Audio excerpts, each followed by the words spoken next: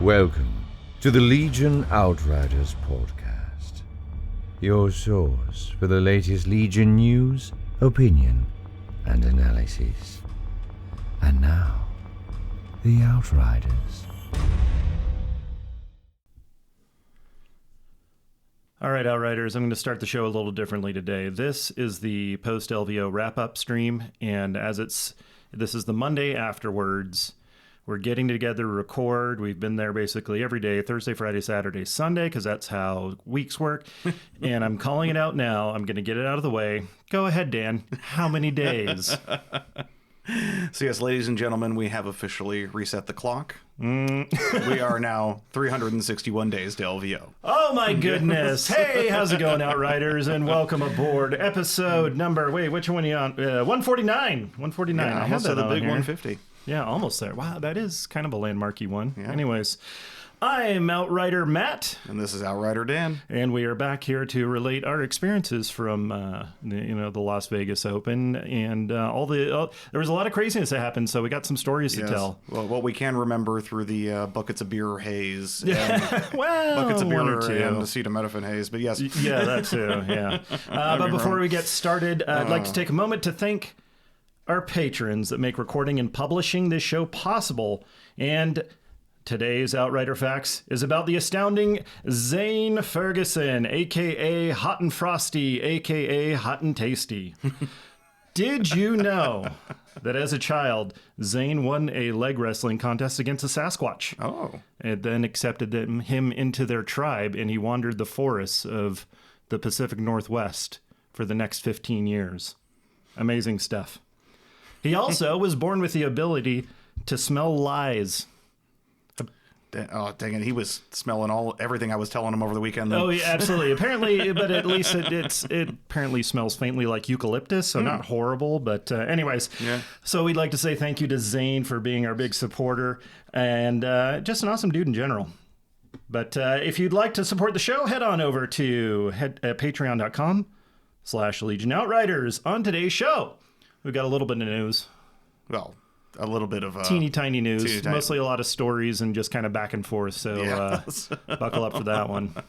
Yeah, not much in the way of Star Wars news, at least. Well, of course, I was a little distracted, wasn't able to keep a close eye on things, but right, it's been a busy weekend. Yeah, it's been a busy weekend, but skimming most of the news sources I follow, nothing too crazy has come out. It's just been usual Bad Batch stuff, because since Bad Batch is ongoing at the moment, so. Am I caught up on that? Yeah, I think we watched it last week. So okay, this one. So other than that, we got to veer off of Legion slightly. We got a little Shatterpoint news this morning. Just a little bit, yeah. And of course, it was already known that today, as of recording, Monday, was the first day that they would go on pre-order. But the pre-order bonus was announced.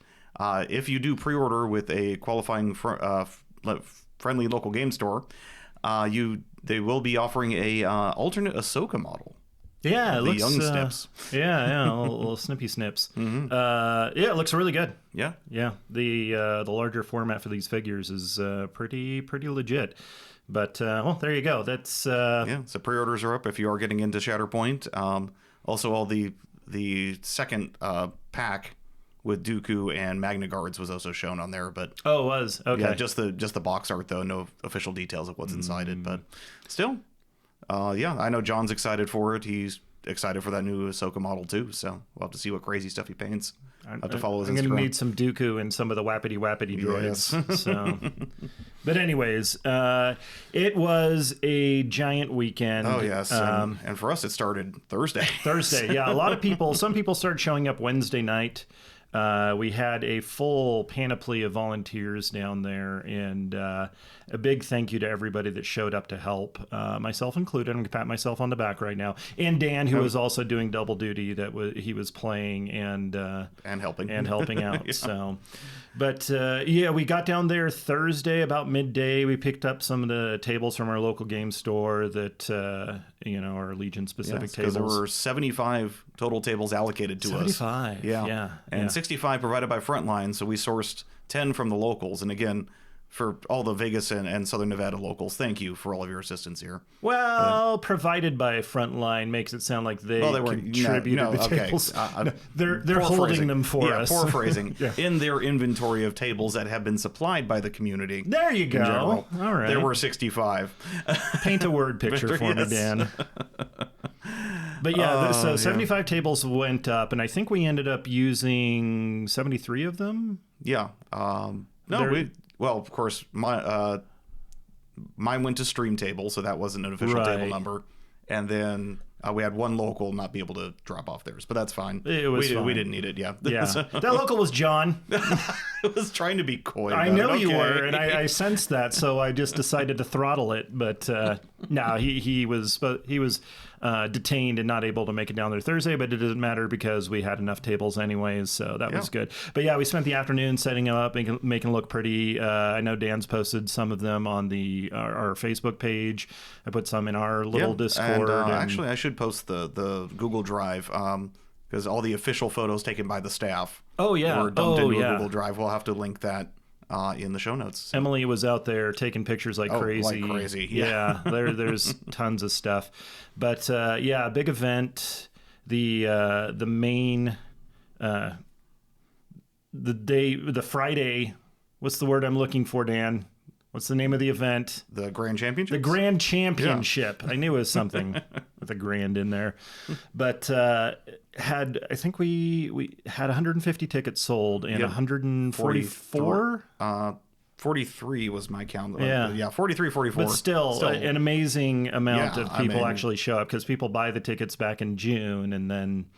it's great if everybody shows up, but of course, attrition. It's traveling and things like that. So it's Vegas. But for percentage of tickets sold to actually seats filled was considerably better than previous years. Yeah. So we're more than happy with how that turned out. Yeah, for sure. And I know LJ was doing some hustle and bustle, getting waiting list people, in spots to make sure and fill it up as best we can. Mm-hmm. But it definitely paid off. We were in the same hall as last year. Yeah. Nice big space. We were sharing the room with X-Wing, Armada, Kill Team was in there. Song of Ice and Fire.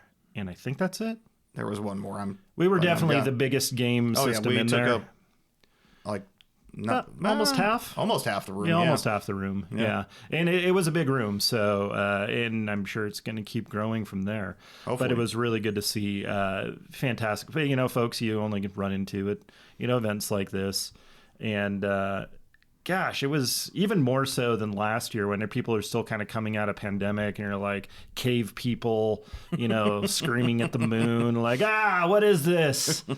It was just, it was great. Like people are pitching in, just not even asking what to do or just doing things. Exactly. So big thanks to everyone that helped out. Holy cow. Yeah. Like I was trying to rally as many locals because I figured we would have to build all those tables like at 8 p.m. on Thursday night. Because that's kind of what it was the previous. Yeah, we were done by 4. Yeah, it was crazy. Hours early. So we did something. Yeah. We went to. I had people showing up asking, "Hey, what can I do?" And I'm looking around like, "Well, we're pretty good." Pretty good. Yeah, we had a good table plan for everything. So all the kits were pretty much labeled. There was a little bit of unsure. We had a couple of kits go missing that didn't quite make it into the inventory that were basically shipped out to me, and then I dropped off at Frontline, and they didn't have time to put them in crates. So they had put them in the shipping boxes at the back of the room, and we eventually found them. Well, I had to go ask Mike. Also, props to Mike. I'm sure you probably won't hear this, but he was kind of the logistics organizer for the tables and the Mike crates. From Frontline. From Frontline, yes, exactly. Something with the G. Gandolfi, something like that. Yeah, something. Awesome dude for Frontline. Oh, yeah. Really nice guy. But, he was able to, what about those? And I was like, what are those? And, we got those tables set up. Yeah. So, done by 4. We headed out to Crown and Anchor Pub and had some beers and some dinner, and it was nice. Yeah. It's pretty nice. But, the big event was the next day, and so I was staffing the entire time, so... not too much to do between rounds. Most of the judges were even handing out the swag. I did a couple of things. Oh, the swag. We'll talk about the swag later. Yeah, so much swag. Oh man, so much stuff. But first day was the grand championship in the painting competition, and it was basically looking for a cut for the basically the 2-in-1s, all except for like the bottom 7. Were able to make it to the top 64 to go to the day 2. But Dan, you were in day I was 1. in day 1. I did You not are a go to day grand 2. champion. No, shh. Don't. No, you got to lead them along first before you disappoint them. No, nobody's disappointed. You did amazing, Mr. Blizzard Force. Did you have to elbow people aside to make enough room on the bandwagon, or? I mixed it up. There was an ATST in there. There was rumors. So yeah, if you didn't hear, there's the charts are out there with the breakdowns. Was it 60 Empire players? 61? I don't have the hard numbers offhand, but it was roughly something in like the 60s. That. And then like a third of that was Blizzard Force. No, it was more. Yeah. Oh, less? actually about a third. Yeah, you're right, because it was 20-ish. Yeah, 20-ish. Yeah. So somewhere in there, those numbers are out there. We don't care. This isn't the numbers podcast. Where we go for feeling.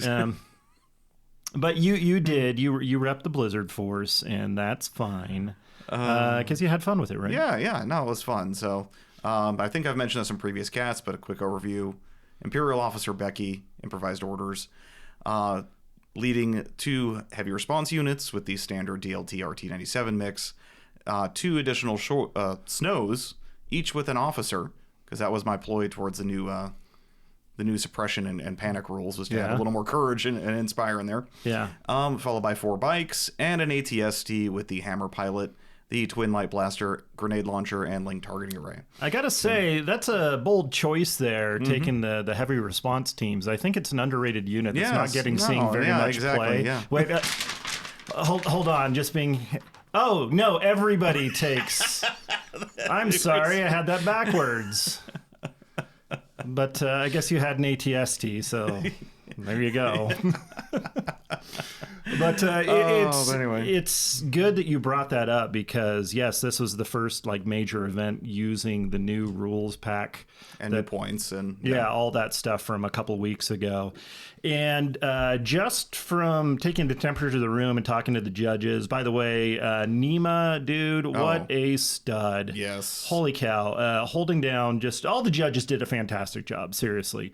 But he was kind of doing double duty because he's also lead developer on the app, the Game Uplink, the Game Uplink software. So he was head judging. He was doing updates on that, like live. He was coding in front of us. It was amazing. But Hackerman style. Yeah, 2 keyboards. Yeah, he was wearing those weird VR glasses the entire time, just kind of zooming through cyberspace. You know, like he must have a cool like 90s hacker name, like Zero Cool or something. But anyways, but overall, from what I hear, there was a couple of like clarification questions that happened. Like, hey, we just want to make sure we're doing this right, which, I totally understand because, making slight adjustments, you want to make sure you understand things. And if you and your opponent are like, well, I'm not sure. Yeah, judge. Well, consulars. Counselor, yes. Consulars. So there was a mix, at least in the hall, yeah, of hearing judge and consular being shouted. That's I really liked that change, and I wish more people would adapt it. I think LJ mentioned it in the player brief, but because there's so many game systems in there, like there was another 4 or so. Yeah. Everybody says judge, and because we're spanning so much of the hall, you get mixed up. So using consular instead, actually, it was clearly a Legion call. I'm curious because I haven't looked at any of the OP documents for X-Wing or Armada in so long. I'm curious if they're also consulars or. Oh, is that actually an official rule? I thought it was just something came up with. They're all coming from AMG. They're all coming from directives from LFL. I wouldn't be surprised. Are those actual directives? I thought it was just created for this event. It is my personal opinion that yes, this was probably pushed from you LFL. Take that opinion and you research the answer because I'm curious now. Well, next time we have the developers on, we'll have to ask them. Oh, okay, yeah, that's. Let me put that on my to-do list. Yeah. I'll Go ahead and shoot a message over to Picani and say, "Hey, dude, what's up with this thing? Yeah. Is everybody consulars now?" But I like that. I think that's the way to do it. Mm-hmm. So round one, I think we kicked off maybe 10 minutes late. Yeah, not that. Not much. No, not at all. Just verifying everything was good. Everything was run through the game uplink, so very few physical copies except for showing your opponent kind of thing. Speaking of people who are workhorse all weekend, David, endless for streaming. Yeah. He needs to change the name of his streaming platform to Yavin Based, because that guy is just freaking awesome. He was an absolute madman out there, I admire him, and I kind of feel a little bad for him because he spends so much time. Like, I felt it. I was out there staffing, and by the end of the week, I was like, man, I really wish I could have gotten a game in or something, just kind of feeling it. And he does it every time because he streams like nearly the entire time. And I think he did like 90% of this. He did. But he was rotating a couple other folks in there. Yeah. But, which is good. I think he took a short break. Short. What you need, holy cow, those are grueling days, especially when you're trying to stay hyper focused on what's going on the table. You can't just kind of check out. And then everything, and having to respond to that and commentary and things like, no, I don't even know if I could pull that off, to be honest with you. Yeah, so he did an amazing job, and nothing but respect for that guy. If you guys are not following Yavin Base on Twitch and on YouTube, head over and do that. Right. And all the streams are currently on Twitch. They'll be there for 2 weeks. I was talking about that. And he said that he will migrate them to YouTube after they do fall off of Twitch. So yeah, I think they're good for about 2 weeks as the usual for Twitch. But I actually need to go and watch the final game. I was able to catch most of it, but because we were in teardown mode for the last game, I hear it was a corker. But anyways, okay. Back to what day else? one. Yeah, back to day one. Now that we're off on that tangent with all the amazing people there, Dan. Do I talk about my stuff, or do we talk about some of the crazy other lists? Let's do that. There was a very. It became a meme very quickly. Oh yes. And you know I love a good meme. Oh, we do. I know you do. But seriously, coming out of nowhere with the dark horse list, David Grant, 6 activation. Paltmobile, Vader, Gav Tank. I don't even care what's in the rest of the list. That is it. That is center stage. All singing, all dancing, all the time. 3-0 on the first day. Yeah. I'm sure a lot of you guys heard about this already, but still, I'm still gobsmacked, really. Yes. Speaking of lists, the list names that everyone was making were hilarious. Do we have a sample of some good ones? Well, David's specifically was always 2 there are. Emperor Palpatine with Push, Burst of Speed, Anger, Improvised Orders, with Darth Vader, with Force Push, Force Choke, and Burst of Speed. I'm assuming that's Operative Vader. Actually... Does it say? No, it is Commander Vader. Oh, okay. And then 3 Snow Troopers with medical droids. Portable scanners and I get it. I don't get the concussion grenades. I may have to rewatch some of the stream of his game because he was on stream game 1 to see if he used those concussion grenades. And then a Gav tank with Governor Price, interestingly, and HQ uplink. You know, I think I kind of understand the concussion grenades because with the new rules for checking cover, like everybody's got cover now. So maybe concussion grenades has helped to, see past that. What are they, like 3 points, 2 points? Yeah, they're 3 points. So. Yeah, okay. So yeah. I'm thinking that's probably what's going on. True, that was the theme of the weekend, was everyone's has cover. Yeah. Was that an everyone is awesome, but everybody has cover. Okay. But yeah, going, what was it? He was 3-0 the first day, and then I think lost 1 game? I'll have to double check the record on day 2. Yeah. Which is insane for a 6 He played Kyle, right? Yes. Dornbos, who, spoiler, ended up in the finals. So if you're going to go down losing to the finalists with a 6 activation list. Yeah, that's insanity. I'm sure the more technical and competitive podcasts out there will have greater breakdowns on this, but it's still just the spectacle. I'm having an emotional breakdown. All right. That I was everybody was like, what? Yeah. It was such a shakeup, but I don't want to belabor it too much, but it was just a very special, it's like that new Vegas slogan. Well, I guess it's been out for a few years now. It used to be what happens in Vegas stays in Vegas. It's actually now what happens in Vegas only happens in Vegas. Yes. And I feel like this qualifies. Except I'm sure he takes the list more places. Yeah, but, we'll have to see if David is going. I don't know this for sure. If he's going to Cherokee or Cherokee's Adepticon coming up. or Bay anywhere. Area. Yeah, we still got a bunch of open circuits. I'd be curious. I'm curious to see if he'll be bringing that list anywhere else. So maybe we can. we will watch out. his career with great interest. With great interest, yes. Okay. So, any other fun lists that we saw, or at least list names? List names. Oh, what the? I'm sorry. I'm scrolling through Game Uplink here. There was the Wookiee Leaks one. Okay, all right. That sounds horrifying. Oh, geez. I don't have them. I didn't write. I'm poor planning. I did not write these down. Fine. But anyway, you tease me with fun names, and then all right. You can go on to Game Uplink and check for yourself. yeah. And interestingly, there have been a lot of requests on Facebook and the Discord. Where can I see the list from LVO? Go to Game Uplink. GameUplink.com. Search for the event. There's a slider at the very top. People are wondering how to see the lists because it's honestly the font is kind of gray on a white background. Leave feedback. So it looks like it's looks like it's grayed out a little bit. But there's a slider up at the top with 3 options. The list is on the right. Just click on that. It'll show you. We're still in early access, so paid DLCs come later. Yeah.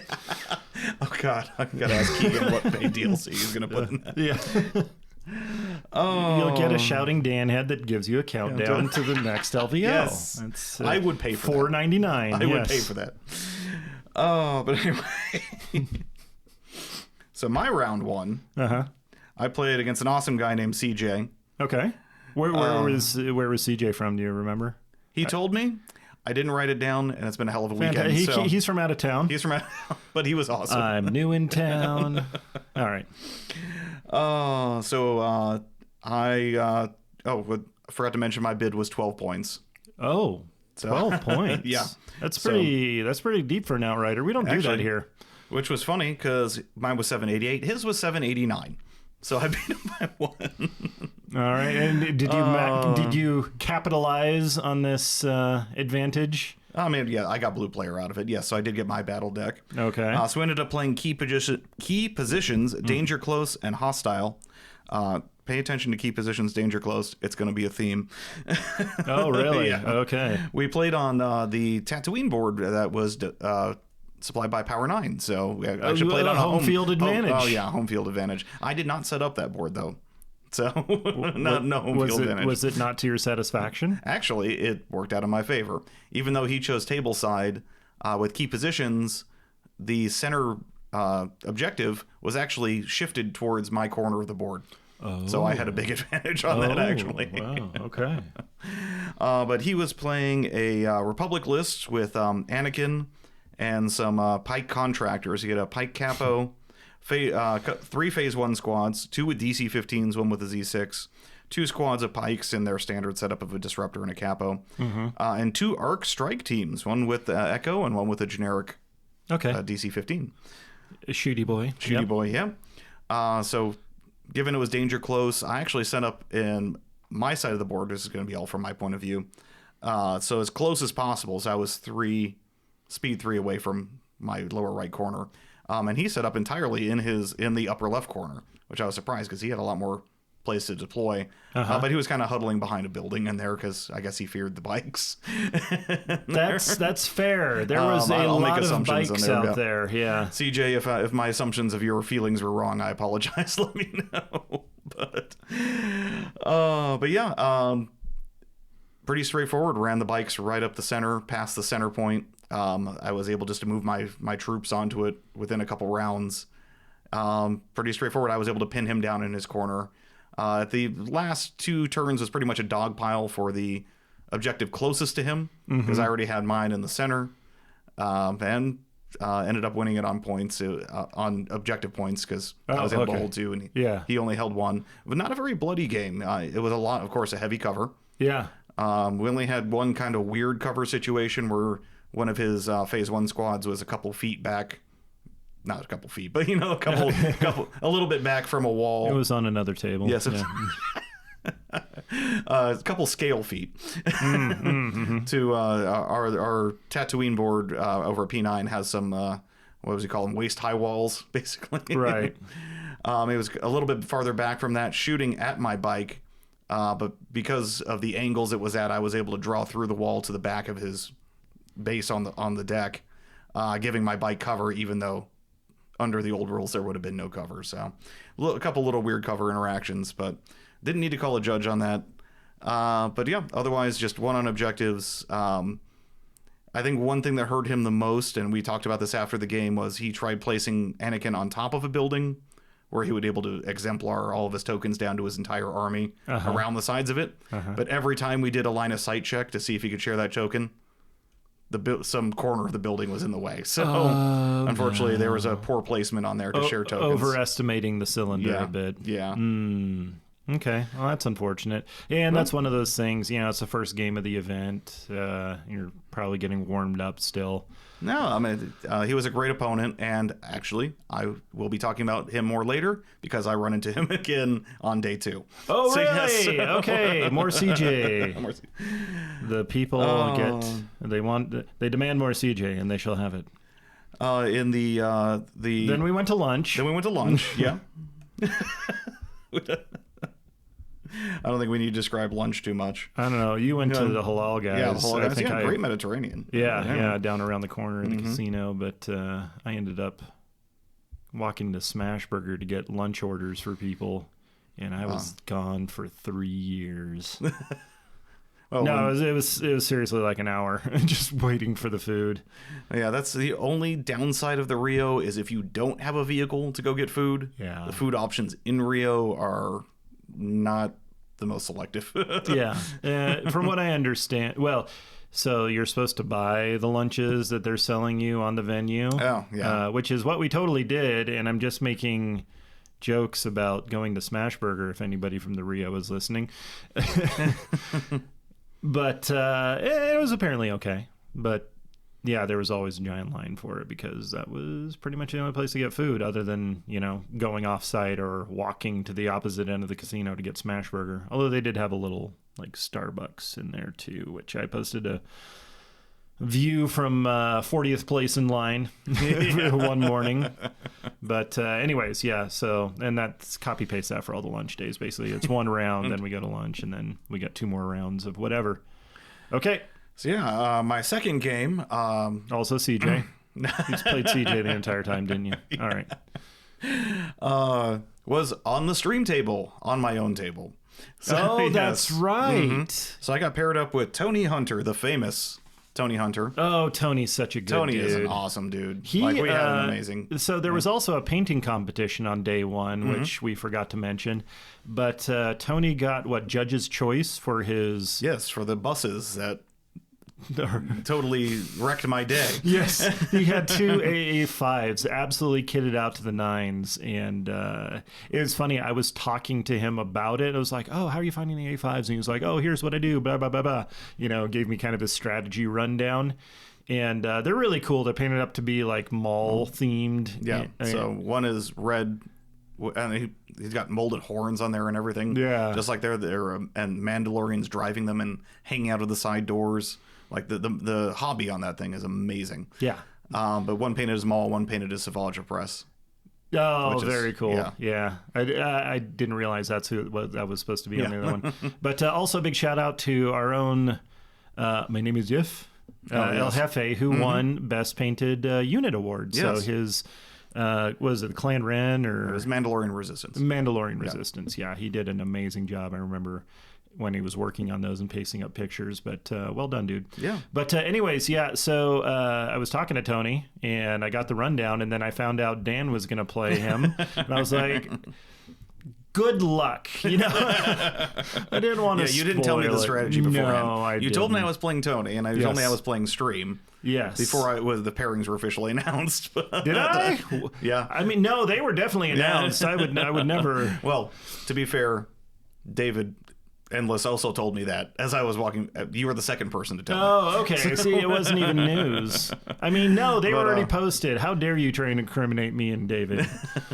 But no, for the stream tables, unlike most places most events where they do just the top table, top rated people, David was cherry picking the most interesting lists. So for the first stream, it was the 6 activation from David Grant. Uh-huh. Second stream was Tony because of his buses. Yeah. So the pure reason I was on stream was because Game Uplink RNG paired me up with Tony. Yeah. And he is such a genuinely good dude. No, I know you guys had a blast playing. We had a blast playing. Yeah.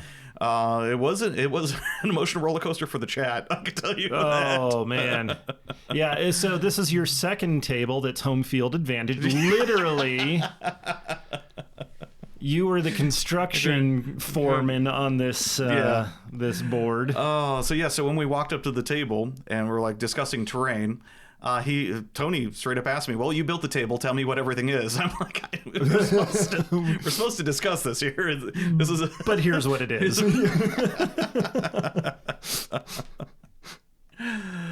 But yes. So to flesh out what he was running, Yeah. It was more than just AA5s. yes. His list is called Buskers. Yep. Gar Saxon with his rifle, a Capo with improvised orders, Bosk with hunter and targeting scopes, Beautiful. 2 naked pike squads, 2 fully decked Black Sun squads with the Magdet, the Black Sun Vigo, the targeting scopes, and the 2 speeder trucks with both with frenzied gunner, both with the gonk droid, unorthodox tactician, and the heavy laser, which is the 1-4 quad rainbow cannon. gun. Not the quad one, Nope. the other one. Oh, the other one? Okay. Yeah, just the single rainbow 1-4 with critical. Oh, okay. Gotcha. Okay. So- Let me guess where those Black Sun Enforcers... Oh yeah, they were- ride the bus to work. Yeah, that's it. They getting... Those are big models. I imagine it's kind of like a clown car, even in an AA5, Yes. but still, just guns and boots sticking out windows. So we ended up with key positions and danger close again. What? Who was blue player? I was blue player again Oh, because okay, he well. was a full 800 points. Way to go, Tony. Yeah. That's how we do. So that's what I kind of noticed with bids too. It was either you took a deeper bid or you took absolutely no bid. Yeah, I'm sure exactly. You're either going for it or you're not. yeah. It's like kind of pick a lane. You know, if Exactly. you're just Yep. riding down the middle, you're gonna get you're gonna hit something. So on stream we had, of course, a center objective, and we had the fun part was with danger close, and my board. There was literally only 3 pieces of terrain that could legally have been chosen because of the restrictions at danger close. Oh, It had to be, outside of range 1 of a deployment zone, and then range 1 from each other.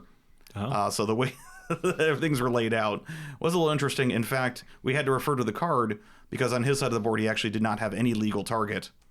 So we had to go to the card which says, if you can't place it the normal way, then choose something just outside of a deployment zone. Oh, wow. So he ended up choosing a little box of Interesting. crates over by his side. Is this a bit of feedback for maybe your table going forward? Oh, Maybe? yeah. I mean, other than that, and also general tables, a lot more height 2 terrain is going to be needed because the tables felt relatively flat. There new- was a fair yeah. amount, and I know this year we were getting new tables set out there, and there was a couple of other recombining and shuffling things up to make sure there's some better variation. But overall, yeah. But height too, yeah, it's a little bit more necessary now. Yes. Otherwise, everybody gets roof Wookiees. Yes, because unfortunately... Is that You gonna gotta be your thing now? You're gonna drop in roof Wookiees. You got to get out there with a broom, and that's a big thing. So anyway, where was I? So yes, I tried to pull the same thing I pulled off in my previous game, where I just put everything as close as possible that I could to just try and pounce on him and try and take out as much as I could in an alpha strike. But those buses, they are portable walls, basically. Yep. So that was part of the strategy we Yeah. were talking about. He's like, so what I like to do is I just drive them up to objectives, park them on the other side so my opponent can't see them, and I just unload the Black Suns on the other side, and that's it. Yeah. And I was like, wow, that's some old school like 40K Rhino tactics right there. He's like, that's and it works pretty good. is. So I knew what was going to happen, and but the fun I didn't part spoil the fun for you. Yeah. The fun part with bikes, though, is of course being repulsor vehicles, they can fly over those. Oh, that's a So good point. I did several attempts including an attempt on Bosk's life to just basically fly over everything and try and... Because once things started getting damaged, he would tuck them behind terrain, and he was great at hiding all of his units as best as possible.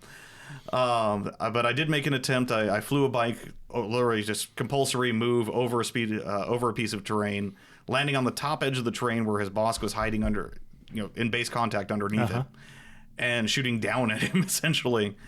I was between some previous damage and a reptilian rampage. Bosk was almost dead. Rolled dice, shot. Bosk had 1 life left to what we had calculated, and the chat blew up because, according to chat, Tony did not put his damage on from his reptilian rampage move.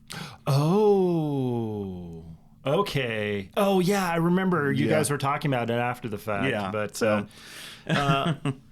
just real quick, Tony, hey, if you ever want to change your theme up a little bit, but keep the A5s, I submit Buskin Raiders would also be a good way to go. That's a good one. Yeah, no, it's not. No, okay, yeah. And if ever there are Tuscan Raiders, you want to bring Bosk, you could do Boskin Raiders. Well, I mean, I'm sure that's why he went Buskers, because Boskin. Yes, yeah. Anyways, so Reptilian Rampage. So he verbally said that he put the thing on there. I took him forward.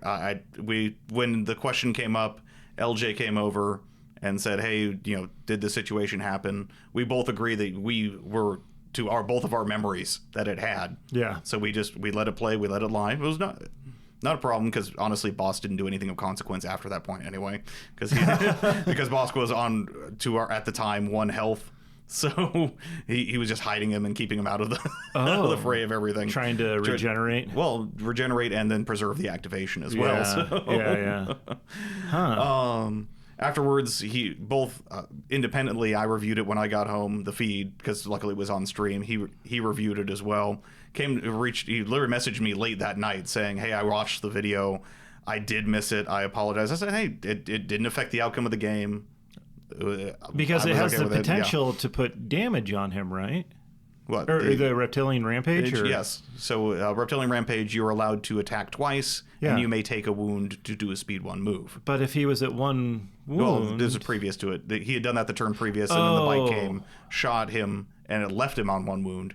If he had that wound already on it from the previous turn, the bike would have done a perfect amount of damage to kill him.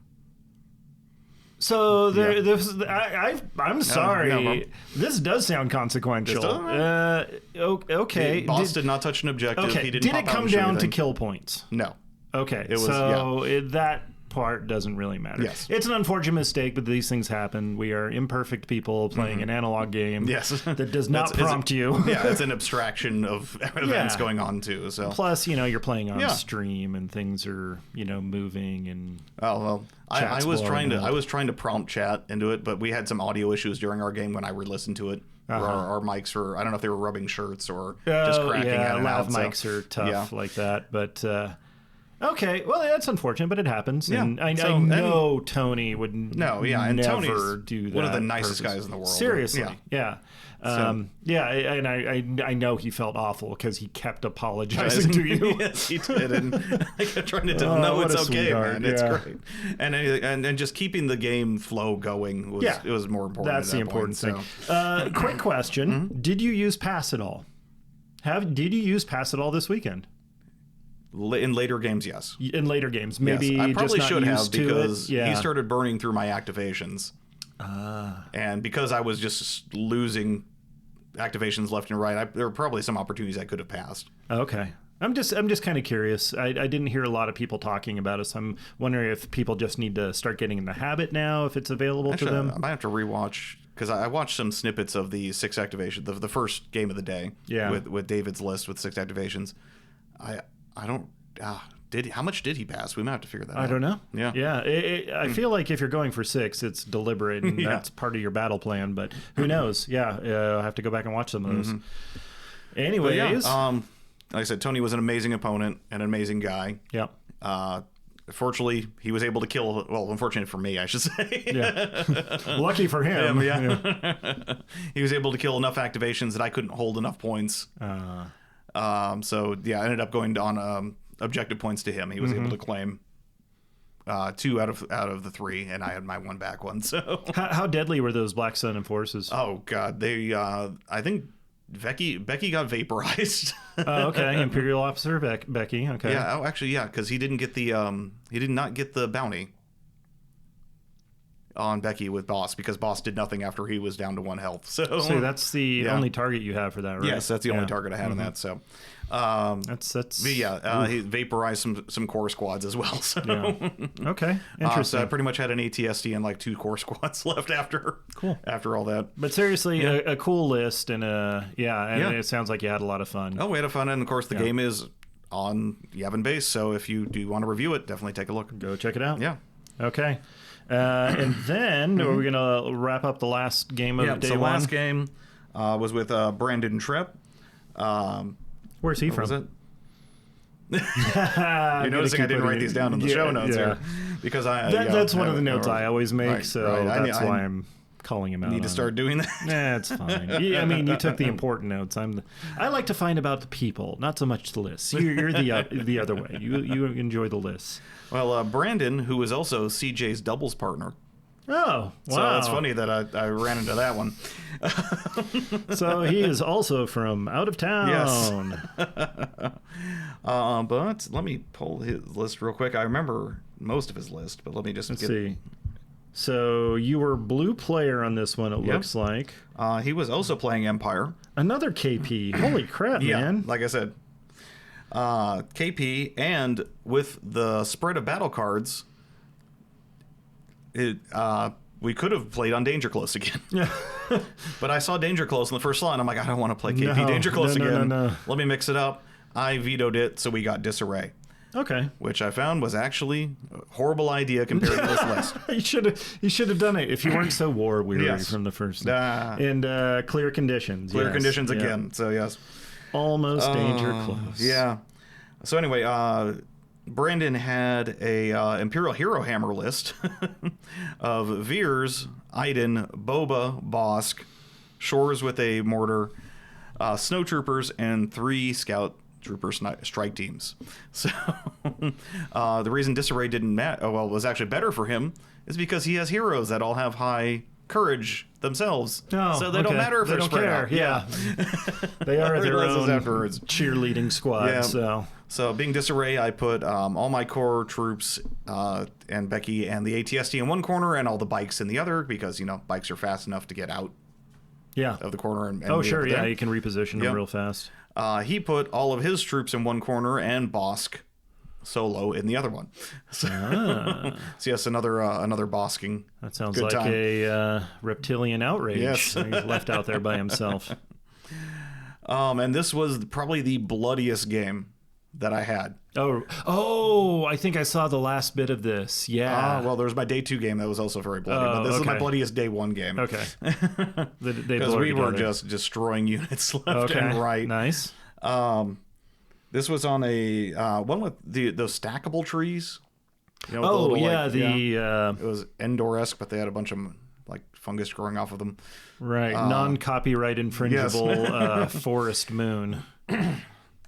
So yeah, ran my bikes at his army from one side. I was just trying to pop the scout troopers. Yeah, and unfortunately, it led to a lot of he has a low-profile heavy cover because he's behind the root popping out of the side of the tree. But hang. To get out of cover shots, I found this whole weekend, you had to be extremely deliberate to get those shots. Yeah. You just, everybody had cover. Yeah. So, I tried to dive in. He popped a lot of bikes because Boba was just shredding bikes, thanks to that sharpshooter too. Ooh, yeah. And Bosk was playing the range 4, I'm going to bombard you from a distance game. Yeah. The suppressive didn't come into play, but he was just shredding my core with that. Nice. Whereas my ATSD walked in and just tried to destroy things. So, like I said, very bloody. I was going to ask, how did you find the ATSD throughout the day? Yeah, no one tried to. They just left it alone, huh? They just left it alone, but do you think it's because you're seeing a lack of impact, or no? Actually, they just didn't fear it. They didn't fear it. Honestly, I mean, they didn't fear. Well, maybe I don't know if they feared it or not. Okay. Because it did rack up a lot of kills. I'll be honest with you. Okay. But I guess most people didn't figure focusing on that because number 1 focus was always the bikes. I found. That's fair. They're And number easier 2 to bring down. was in the core for holding objectives. So that's a good point. Okay. Because the ATST, other than the fact it's murdering people, really doesn't affect any of the objective play in the games. We need ATST riders or something that can capture objectives. Yeah. Like tank riders or something from other games. Anyways. Again, very, very bloody game. It ended up with, I think I had the ATST in like 1 or 2 core remaining. And again, not enough to hold all the objectives when he was able to dogpile with all of his heroes. Okay.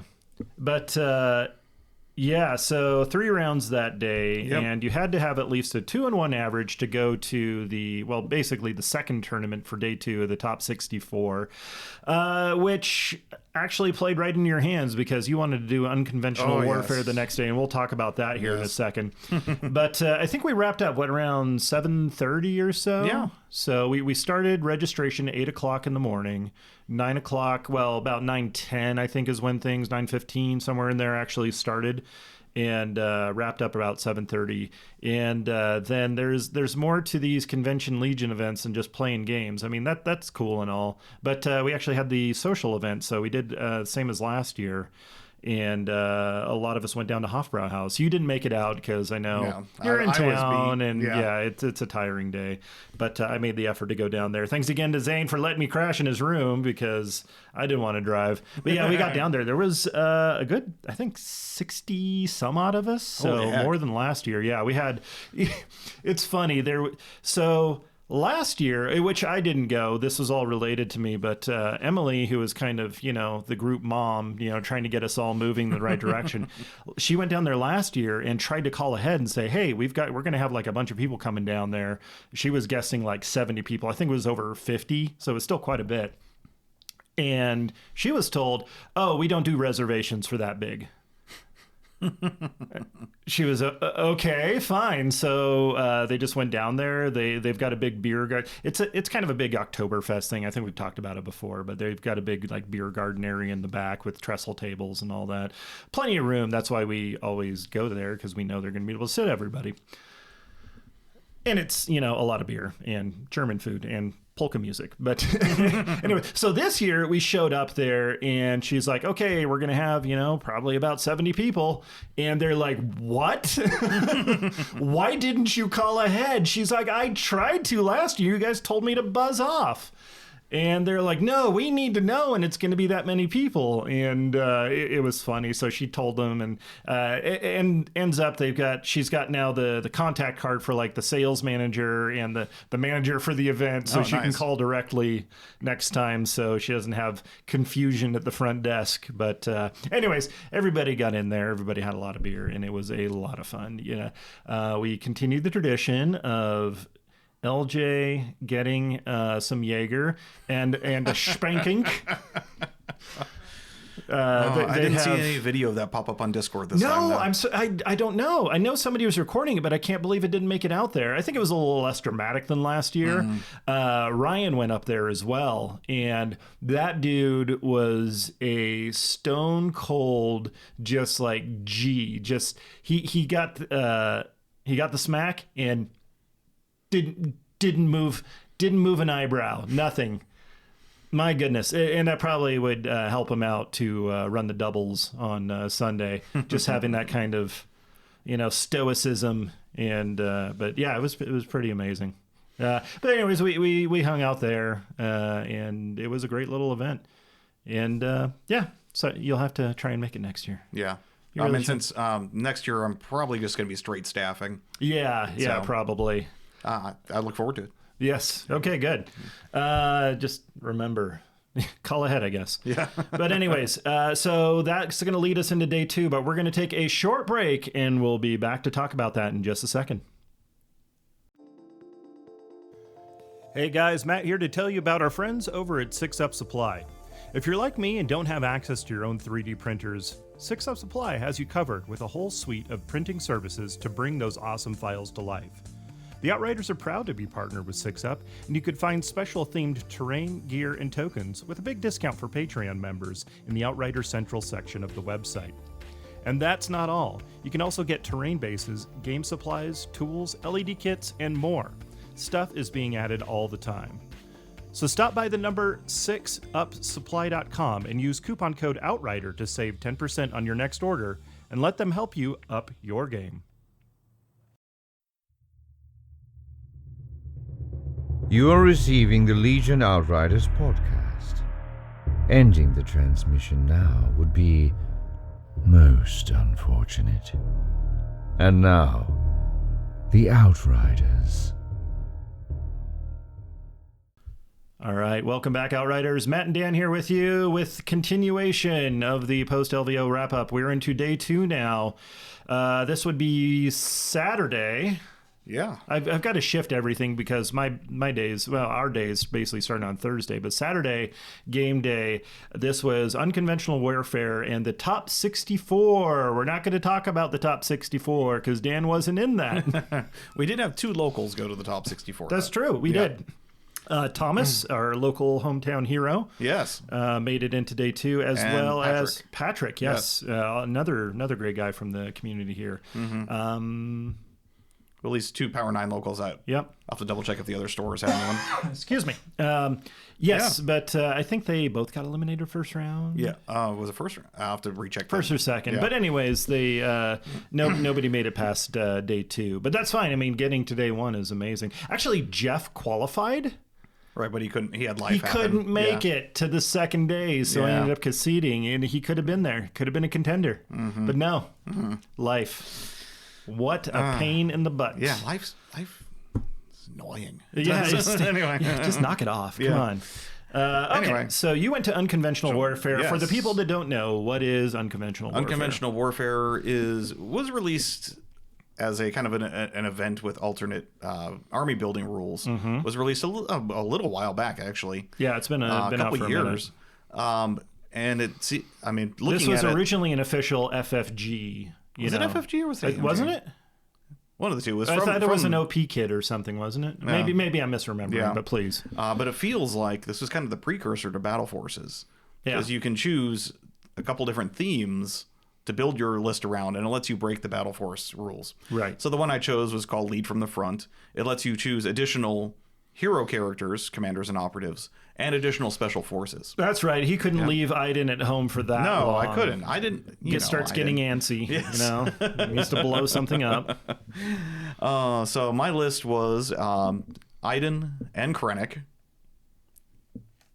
Yeah, I know you're shaking your head at me right now. I'm silently shaking my head. Okay.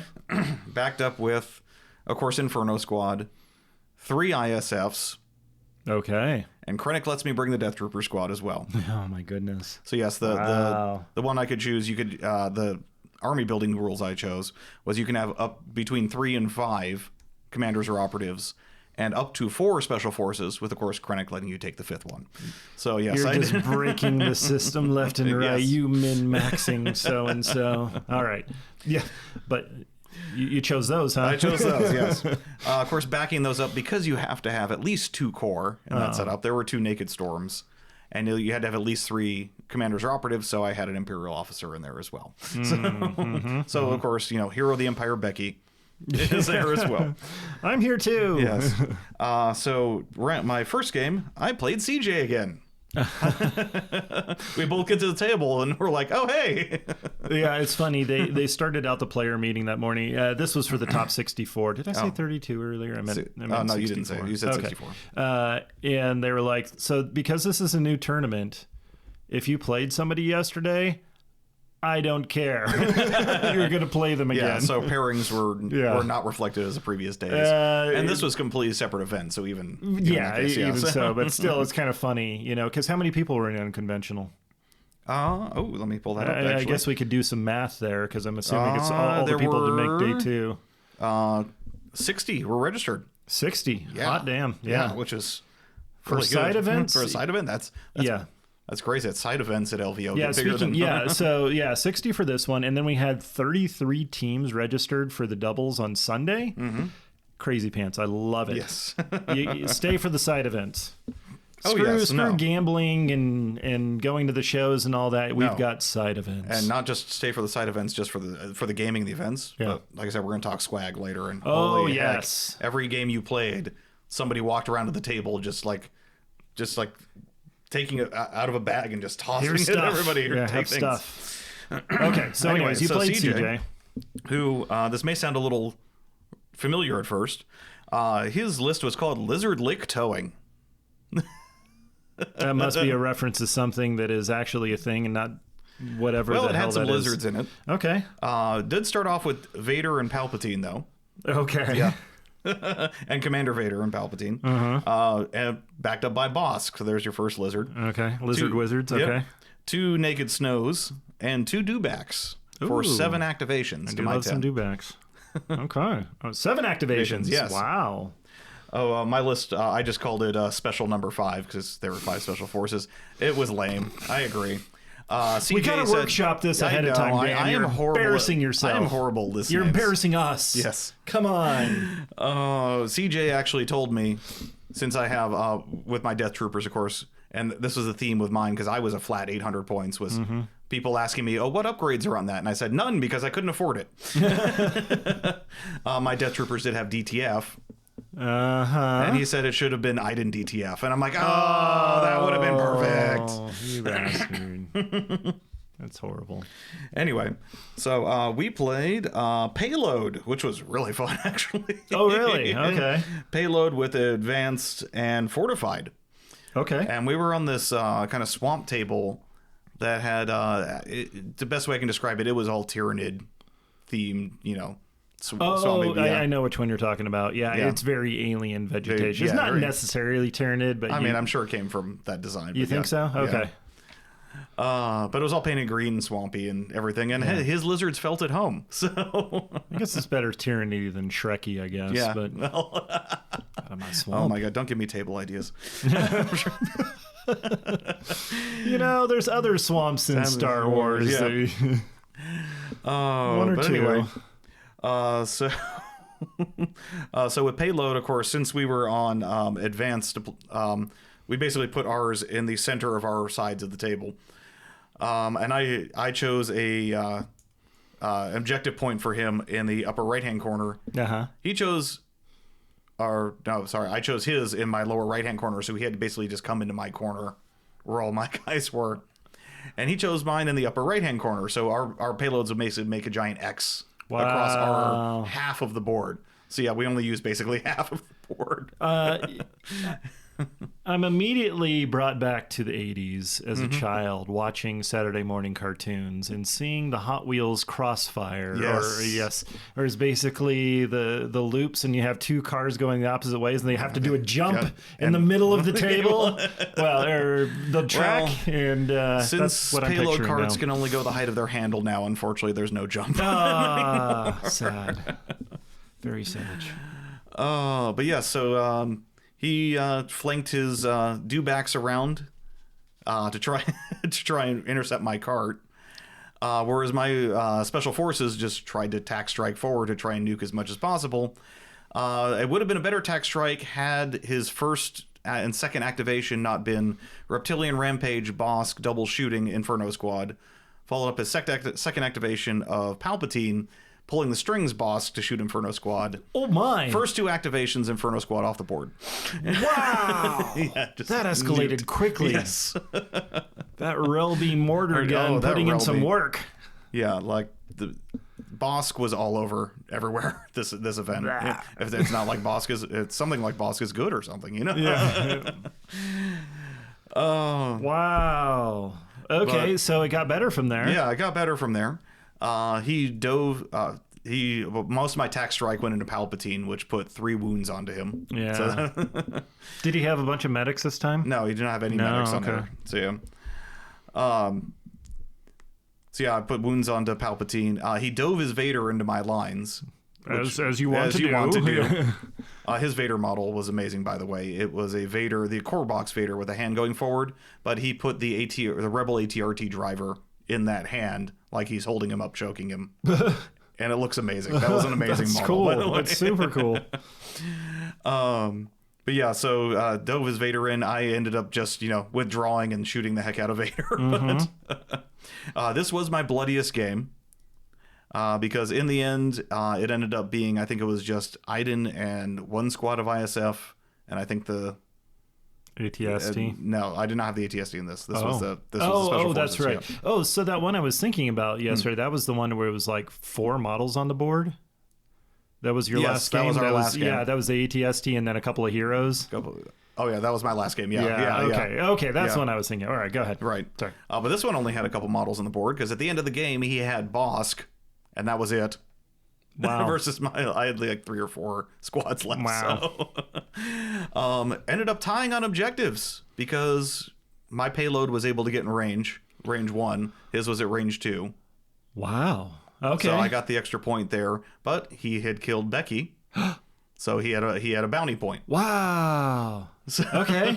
So it came down to points? So it came down to kill points, and because he only had Bosk left, Bosk is expensive, Yeah. but not that expensive. Right. Okay. Wow. That must have been a hell of a game. Oh, it was a hell of a game. Okay. Very cool. Go CJ. Yeah. I want to play him. Sounds fun.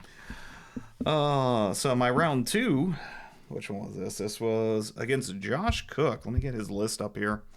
Okay, it looks like you were red player on this one. Yes, because, well, being 800 points. He was. Oh, you didn't have the bid on this one, right? Correct. So he had 790. Oh, okay. Because his list is called All Bounties, More Breaks. So What? 2 Imperial officers with Boba Fett and IG-88, backed up by a Shore and a Mortar, and then 2 T-21 and Specialists Stormtroopers, as well as 2 speeder bikes. Okay. The fun part is also in unconventional, there are some perks that you get. We didn't talk about the perk chart yet. They told us the official rules say it's an escalation. Each game you get 1 additional perk because there's 3 perks total for each one. You stamp 12 kills and get a free coffee? Yeah, something like that. Okay. The event organizer just said, nope, just use all 3 perks, all 3 games. Have fun. So Okay. that's good. So extra That's activations unconventional. going out. Yeah. One of the perks is during the battle card phase, if you're this particular type of army, which he was the same, you get to veto 2 cards as opposed to 1 when you choose a veto. Yeah. Bombing run was in the 4th slot. Wow. So him having bikes, he just pushed like the old card 3 card days. Just push for that last card. Just go. Yes, go. And me having not particularly mobile guys, as far as just guys that walk. Yeah. Mm-hmm. So we did bombing run, and it did not turn out well, at least for objectives. Can't imagine that. In addition, we were on advanced as well for the deployment, so everyone's scouting out. Plus the fact that my list is mostly infiltrate means that I didn't really have a lot of units that wanted to stay in the deployment zone in order to get those bombs. So I had Becky and 2 naked stormtroopers. Oh, shut bombs. up! Really? Yes. Whereas he had his 2 speeder bikes, of course, and a T-21 squad. I expected him to put it on Boba Fett, but he didn't. Boba Fett. Yeah. Yeah, it is kind of odd. I guess he was gonna get aggressive with him. So. He got very aggressive. With Okay, Boba Fett, that makes sense then. My tack strike, I was able to nuke IG-88 off the board, luckily. Okay. But that was the first and probably the only really real win I had for that game. Okay, so we'll just go to the next one. Yes, because what was it? I think the end of turn 2, he already had his bombs in my deployment zone with his bikes. All right. My bombs made it maybe about 2 speed 2 moves out of mine before the carriers were murderized. Murderized. And he was using his own bombs to murderalize my bomb carriers. Wow. That's ouch. Yeah. That doesn't feel good. So I will admit I was killing his units left and right, but the fact he was able to drop his bombs off in my deployment zone so quickly Yeah. basically sealed the deal. There was literally a point, I think it was turn 3, where I told him, I said, I can't beat you on objectives. I need to table you. And I did you did your best? I did the old college try, and I killed a lot of things. I tried college. It didn't work out. It didn't work out. In fact, just for fun, let me go rounds. Second round, let me find our game, and I can tell you my kill points. Oh boy. So you were not going quietly into the night. Wow. Any good supply drops during the thing? Oh yeah. So yes. Sorry, I didn't mention it was supply drop. Yeah. He did not touch his boxes at all. Oh. Too busy killing. Well, both of you, I guess. He was, basically slipped in with the boxes and tried retreating all of his guys behind buildings just to hold it. Where my infiltrators were landing on boxes and then walking forward and picking up his boxes. Oh, nice. So yes, I had all the toys. Well, if you don't want it, I'm going to take it. Yeah. Like, you barely touched your boxes. Is everything okay? You're not hungry? Does it not let you review kill points? I guess it doesn't on Game Uplink. That will need a feature. I thought it did, but no, just objective points. Feedback for Nima. Yeah. But anyway, yes, I did end up losing that on objectives because he blew up 3 bombs in my deployment zone and I blew up 0. That's a tough road to hoe, but you made the best of it. So. Yeah. And then on to round 3, I played Patrick Sherlock, who was another awesome guy. And again, I remember now. He told me he was it was either Jersey or, dang it, I'm blanking. I'm sorry. Jersey or not Jersey? Jersey or like its surrounding area. A donut around Jersey. Yes. All right. Oh, but yeah. Do they have a Wawa? Okay. But let's see, you were a red player on this one again. Yes, I was, and he had. I'm trying to get his list up. Oh, you played on the Ancient Castle board. Yes, I did play on the Ancient. That was one of the stream tables, and I really liked it. That was the stream table, right? I was not on stream at the time. Well, you weren't on stream, but that was the table. Or was this a different Ancient Castle? I know they kept rotating. It was the Ancient Castle table. Oh, okay. But they, of course, kept rotating tables in and out of the stream, so things were shifting. Keep it fresh. Yeah. But sorry, got distracted there. Let me get his list up. I see you played on the moon base / the kind of oceany Sea of Tranquility map. That was the previous one, yeah. Yeah. So it was kind of funny. We were packing up the map last night, just side story. And apparently one of the houses broke. Yeah, so one of the doors or awnings kind of broke off. Yeah, and they tried to fix it, but they didn't let it dry, so it ended up gluing itself to the mat. And you were trying to pack it up, and you're like, I was just lifting the mat up as I'm lifting the table up. Oh, no. So, hey, whoever that was, thank you very much for trying to fix it. But, let's make sure the glue is dry, or just let a judge know. We'll take care of it. I had nothing to do during the rounds, pretty much, so... I would have been happy to fix terrain. Anyways. So his list was called Send the Dues. Send the... So he had 2 generic Imperial officers. Please send dunes? Yes, please send. Okay. 2 T-21 stormtroopers, 2 scout trooper snipe teams, 3 dewback riders, and an ATST. That's hot. Notice that this actually fits in a normal, well, except for the fact it's only 2 core list. I actually noticed that, and the previous list too, kind of fit within the normal build rules because a lot of people weren't bringing extra models for this event. So. Yeah, that's what I was. It's traveling. I was talking about, and they were like, "Yeah, they're not really doing anything. They're just playing their normal list." I was like, "Well, that's less fun." I guess some people were kind of like, "Oh, this is kind of a crappy format." That was the very small amounts. Okay, I didn't hear any of that. That was just talking to the judge. Yeah. But apparently 1 or 2 people were like not embracing the spirit of the event. Yeah, come on. You just played some regular Legion all day yesterday. Yeah, mix it up. And apparently it didn't work out for you, so maybe have some fun. I'm sorry, no, I wasn't playing. Yeah. That's funny. But yes, he had 797 points, so I automatically got red again. We were playing Breakthrough, Long March, War Weary. Yeah. All right, well, that's it for this episode. This was fun.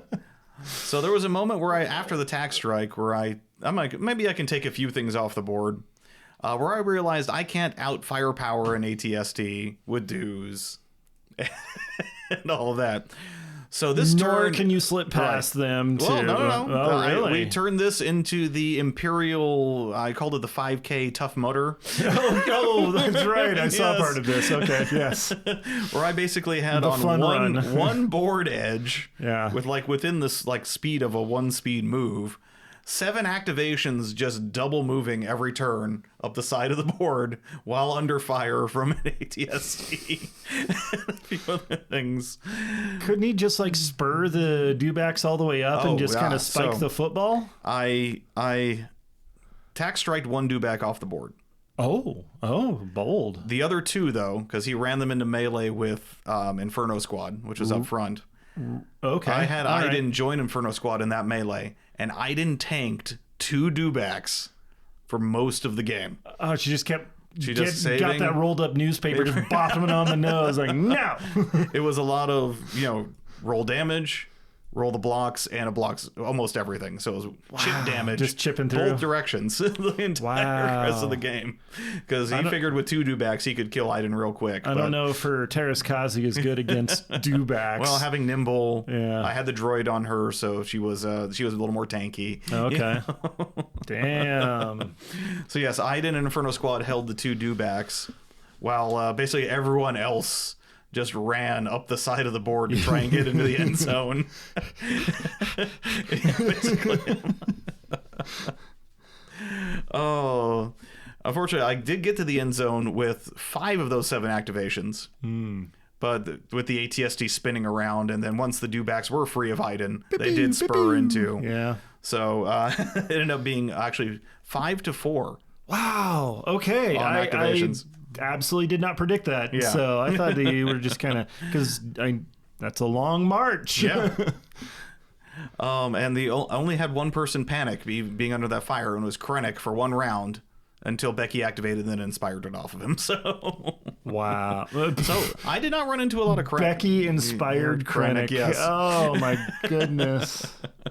You should give her his cape. Yes. Well, my 3D printed Becky has an awesome cape on her too. So Oh, yeah. okay. There you go. Oh, so yeah, it was a crazy day.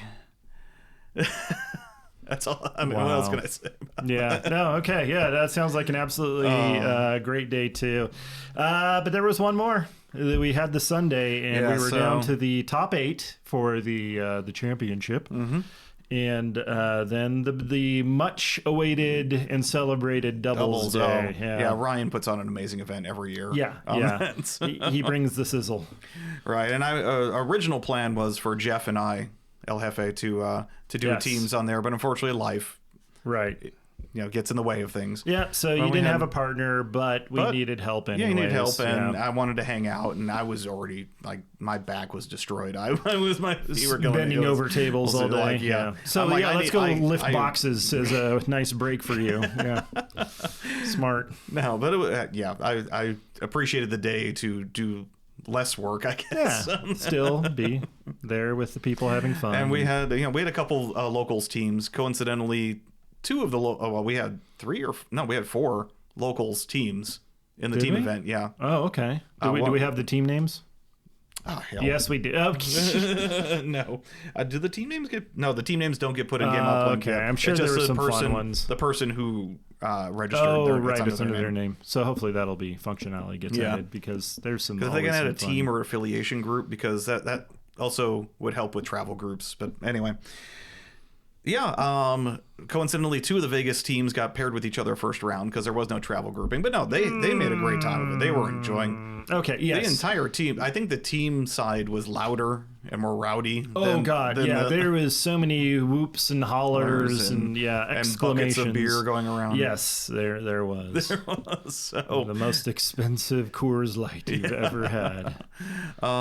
we should get Outsider Dan or Zach back on there, because the Outsider Dan and Zach were a team. Yeah, that's true. So- yeah, they were. They part of the event with us, Ryan did actually had a physical dexterity component where you had to flip tokens onto the board, and whatever they landed on actually did damage. And, Oh, that's the Chaos Orb thing they were Yeah, talking about. yeah. Okay. I heard part of that. Zach and Outsider Dan had a table with very tall, skinny towers on them, and Ryan had said they would, if them and their opponents, coincidentally, their opponents were CJ and Oh, jeez. Brendan. Man, everybody played CJ this Yeah. weekend. What was it? If they could flip one of the tokens land on the roof of one of those towers, he would pull it from his personal swag bag and give them something. So, and they had to be range 4 away from the table. Wow. Okay. They were trying so hard. It was there's video of it out there. I saw people with phones up. I'm gonna have to track that down. Okay. not only is it a good game, it's good people having fun. Yes. So, and that's what the doubles is all about. But I know you and I, during the doubles event, whenever a table was cleared, we were elbowing in there and descend upon them like piranhas. yes, Yeah. and just taking totes and throwing things into totes. Oh man, because I didn't want to stay late. Yeah, but basically that was the entire day. Some sort of finals was going on, but something. the real action was in the doubles, the packing and the crates. No, not even doubles. Forget it. But they both went pretty late. I think we were out of there after everything. 8-ish? 8:30? 7:30? I think, yeah. There was 48 totes, and then all the mats rolled pallets. up. 2 pallets. Somebody left their army behind. If you're missing an army. Yes. It was a Rebel army in a Citadel case. I know the pictures went out. That was a secret. We were Well, supposed no, to they post the said that- Citadel case. They said that there were... Oh, okay. It was posted on the anyways, Discord. Whoever's it is. I have not reviewed the Discord as of recording to see if that actually did get paired Hopefully up with its owner, it got to go home Yeah. with the right person. Oh, the lost and found pile was hilarious, Oh, too. man. We could have almost made an army. Yes, so there was a speeder bike in there that Up until the very end. yeah, from then- Friday. Yeah. So I don't know how. So if you're listing a speeder bike, No, it was somebody almost- claimed it. Oh, somebody claimed it. Yeah, really? so apparently they saw the picture of the lost and found that's put up, and Oh, they're good, like, yeah, 'cause I that's took one a of our picture of it. guys. I guess he left, so that's why it never got Okay. reclaimed. So Yeah, because I took a pic. I'm like, this is getting big. Let me take a picture and put it on the Discord. And I put that on. Yeah, a lot of it was like acrylics and cardboard. Yeah, a ton of and cardboard stuff like that. tokens. There were some X-wing tokens in there. Movement Like, tools, yeah. But anyways, and there was an Imperial officer in Okay. there. Yeah, anyway. but it didn't matter because you're Oh. probably going to get some replacement bits because the swag Oh my was God. out of this world. Yeah. So in this- addition to your ticket, there was during round prizes. If you were there, if you were playing, you got stuff. Also, if you were staff. But anyways, so You're not supposed to talk about that. what are you talking about? No, I work for swag. That is the deal. I draw zero. We'll work for swag. Yeah. Yes, I'll do lots of things for that. But anyways, dice. Oh my God. So much dice. This was the year of dice. Yeah. So we had one local post on the General Legion Facebook page. He did a count. He received 45 dice. Yeah. That entire weekend. Because there was all sorts of specialty dice starting out with From the Baron of Dice. Yeah. They sponsored and provided a bunch Is of that who custom did the dice. vehicle dice for the Yes. super swag people Yes. that not everybody got, I got apparently? mine. You got yours Yes. because, well, you were there already. So, but yeah, so there's a vehicle dice. They had the sparkle dice, so white and red on Right. that. Yeah, for the official ones from there, because apparently there's more inventory of that out there. We Yeah. thought it was all gone last year. No, it's being sent to the other events too Yeah. from what was left over. There was big boxes of that stuff. And then there was specialty like defense dice with little faction logos. All the dice, so Yeah. all 3 color attack and both Right. defense. Yep. With the faction logos, and that was the impromptu trading swap meet. I've got this faction. I want this faction. I'm surprised more people weren't posting in the Discord. That's cool. That was kind of what Yeah. we wanted to, because I was involved in passing around some of the faction dice, and people were like, "Oh, you got rebels." It's like, nope. I'm reaching in blind. I'm putting it on the table. Go and make friends. Go find somebody with something that you need. Of course, there's a lot more Empire than everybody else, so Yeah. I'm sure not everyone. Yeah. Hopefully, they've got a secondary faction that they could use. Those out for. of the 5 total dice, I got 3 of them to Empire to Oh, trade. okay. So That's not too That's bad. not bad, yeah. Nice. But yeah, I'm glad that people were doing that. I didn't hear about that at all, so that would have Yeah. been kind of neat. And then speaking of swap meets, John Griffin, thank you for your help on this. We had a little impromptu swap meet of promo cards. Oh, nice. And I was able to cross some of my white whales off the list there. I was able to find things between a combination of trades between Griffin and LJ. The Iden promos, the blue streaked back Iden and ID10s. So, I am boy. very, very happy I was Yeah. able to get those. So, thank you, sir. Oh, nice. For And that. he was part of the setup teardown crew. Well, Yeah. setup. Yeah. So yeah, he was an absolute chat out there. So thank you. Oh, so it was an amazing weekend, amazing people. A lot of people came up to me and said, complimented me on the table, complimented me on the cast. So thank you. It was nice to everyone. have people come up and like, hey, we listen. I'm like, yay, thank you. Thank you. Yeah. So that thank was you all very for. cool. And if you everybody ever came up and said hi, if you ever are in an event, and we're there, definitely come and say hi. or don't. Or You don't don't? go to events, Dan. Well, you go to LVO. I have VO. This is my event. Okay, But yeah, it's always great to meet folks that and re-meet folks. And Space Viking was out there. He's like, "Hey, how's it going, man? I'm meeting you for the first time for the third time." I was like, I know you. You stop. But anyways. So yeah, and actually, as of recording a little bit earlier today, a post-event survey went out. So if you did attend LVO, please fill it out. Yeah, there's table surveys in there. So if you have not done that, if you have some feedback on the tables, like needs more scatter, needs more size actually, two. I didn't mention it in my unconventional game with CJ, game 1 of my day 2. The table we were put on was very flat, very open. Okay. Luckily, the was it Tyrannid Swamp? The swamp table next to us was unused at the time. Oh, that's when you jumped over. That's why we called Judge and said, "Hey, we're gonna move tables." And the judge said, "Yes, put in feedback on that other do table." the thing. So, yeah, because that's the only way they're going to get better. I mean, a lot of them was the tables were commissioned, and I mean, they were arriving like the week before, so we didn't really have a lot of time to go and play test them. Zero time. This was the play testing. It happened. No, so there were feedback. boxes that were mailed. Everything looked good, but there's definitely some playability that can improve. And with the new rules, we didn't have anything fleshed out yet. So, but anyway, cool. All right, so there it is. We went pretty long today, but we had a lot to talk about. So thanks for buckling up and listening this entire time. If you made it to this point, thank you. You're awesome, and handsome or beautiful, either one. What? Porque no los dos. Yes, yes. But thank you, everyone, for tuning in. And if you have any news, questions, or feedback, you can email us at legionoutriders@gmail.com. Stop by the Facebook book